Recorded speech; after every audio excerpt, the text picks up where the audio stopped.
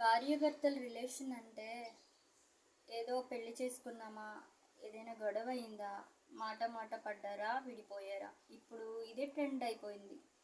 అసలు భర్తకి భార్య విలువ తెలియాలి, భార్యకి భర్త విలువ కూడా తెలియాలి.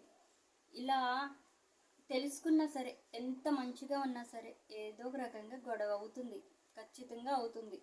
అయినప్పుడు నువ్వెంత అంటే నువ్వెంత అనుకుంటూ విభేదాలు పెంచుకుంటూ వేరైపోవడం కన్నా కొంచెం అండర్స్టాండింగ్ చేసుకుంటూ, ఏంటి ఇలా అనొద్దు, నాకు బాధగా ఉంది, ఎందుకు నువ్వు అలా మాట్లాడవు, ఇంకెప్పుడు ఇలా మాట్లాడొద్దు అని మనం అప్పటికప్పుడే మాట్లాడేసుకొని కామప్ అయిపోయి మళ్ళీ ఇద్దరు సమానంగా కలిసిమెలిసి ఉండడానికి ప్రయత్నించాలి. చిన్న విషయాల్లో, చాలా చిన్న చిన్న విషయాల్లో విడిపోతున్నారు. అలా విడిపోవడం వల్ల బయట వాళ్ళకి లోకువ, ఎందుకు వదిలేశారు అని అనుకుంటారు. కానీ ఏ కారణంగా వదిలేశారో వాళ్ళకి ఏం తెలుస్తుంది? నాలుగు గోడల మధ్యలో ఏం జరిగిందో నలుగురికి తెలియదు కదా. వాళ్ళ ఇష్టం వచ్చినట్లు తిన్నా తరిగే వరకు మాట్లాడుకుంటారు. ఇప్పుడు చూడండి, మన ఇంటి పక్క వాళ్ళు, ఇరుగు పొరుగు వాళ్ళు ఎవరు అనుకోండి, వాళ్ళతో మనం మాట్లాడడం, వాళ్ళు చేసిన పని అంత కోపపడిలా ఉంది, మీ మనసు అంత నొప్పించింది, అలాంటప్పుడు మీరు మాట్లాడవద్దు, సరే కదా.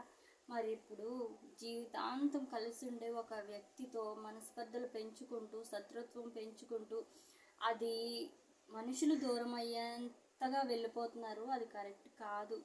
ఎందుకు అంటే, మీకు కోపం వచ్చిందనుకోండి, మీ భర్తలు మీ పట్ల లేదా మీ భార్యలు మీ పట్ల చేసిన మంచిని తలుచుకోండి. ఆ నిమిషంలో ఎలా ఉండేవారు, కానీ ఈ టైంలో ఎందుకు అలా మాట్లాడారు అని తలుచుకుంటే ఖచ్చితంగా మీరు కలిసి ఉండడానికి అవకాశం ఉంటుంది.